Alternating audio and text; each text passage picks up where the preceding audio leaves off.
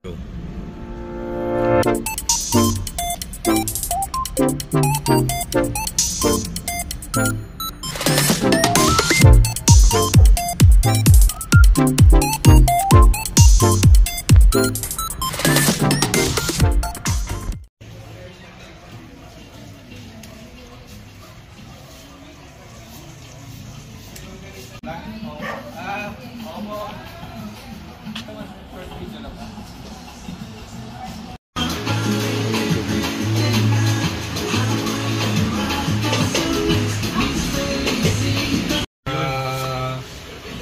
bulaklak, may lechong kawali.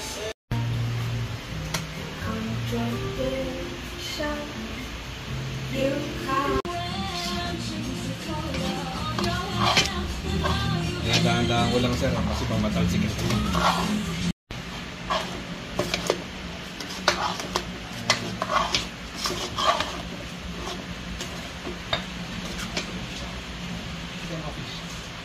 Jefe dito, taga-tuwag. Pwede po kayo, ma'am? Hindi asawa ko po. Anong pamilya? Pagkakita ko ng plato, may... Minsan namin sila minsan.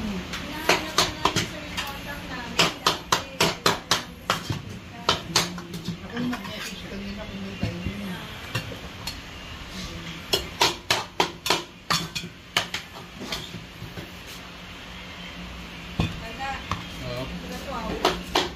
Tagapit. Kung si Sir Tangilan pupunta dito. Si Tangilan.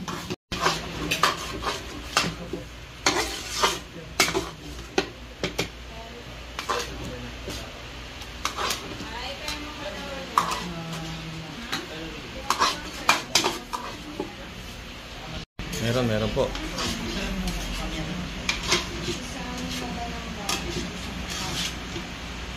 Baka dito niyo po si Uncle Tigin. Lolo ko. Ha? Lolo ko po. Lolo mo si taga-fire yung tatay ko Garcia. Lolo ko po mismo.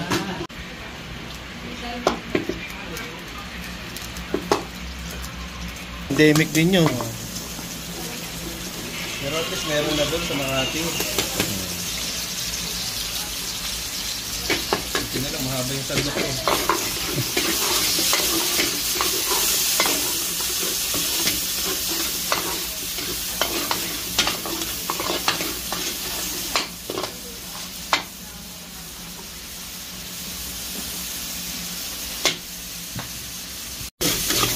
Pero ito talaga, parang kahiligan lang namin talaga. Kasi talaga may liwat na pansit.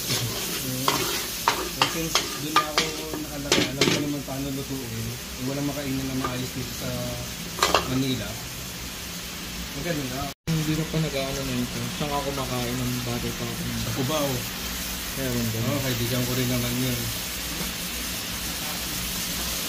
Okay. Classic lang na pansit. Yung original lang na timpla. Yan. Kasi yung iba, ang dami na nilalagay, di ba? Kumbaga ito, ano lang yung nakikita nyo mismo sa Tagigaraw, ito na mismo yun.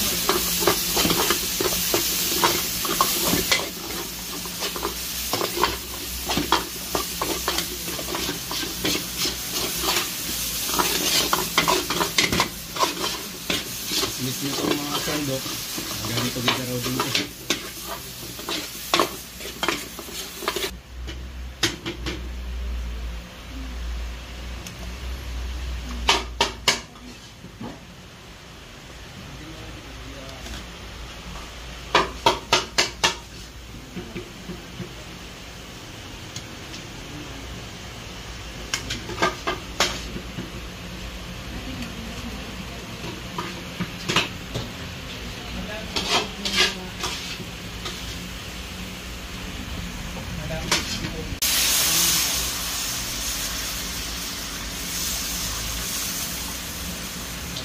Tinarn. Magkano yung ganito, ma'am?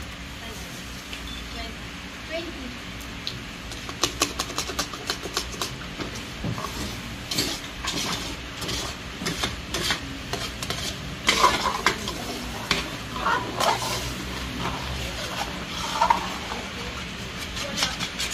tamang sausawa ng pinaka-batil patong namin siya. Toyo, suka. Toyo suka. Tapos nangingibabaw po yung suka.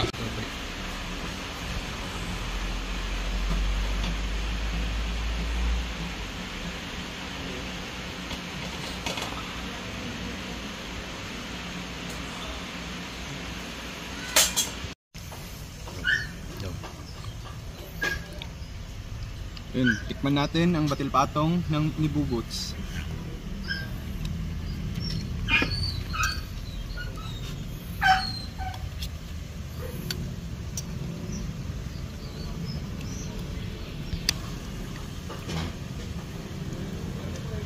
Taste.